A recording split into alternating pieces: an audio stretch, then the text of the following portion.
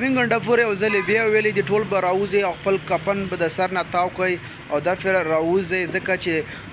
څپېړې بدل په سوق باندې موږ تاسو ورکوو او د ټول په 9 اکتوبر به ټول راوځي او ان شاء الله د عمران خان ابر و موږ نه کینو چې عمران خان د موږ د جیل نه راخلاص کړي اوس پورې موږ پویدوی نه پویو دا پھر بس هر یو راوځي او تاسو سره څوک به راوځي او راو بنوي ځکه چې علمین غنډه پوره هم تاسو ته پته ده نو څو پھر روسر شوی دا اعلانونه مخکې هم ډیر کړو او داسې خبره د بیا دا بیان جاری کړی علمین غنډه پوره نو دا پھر په یو طریقه باندې موږ نه کینو او بل پھر علمین غنډه پوره خو تللی و د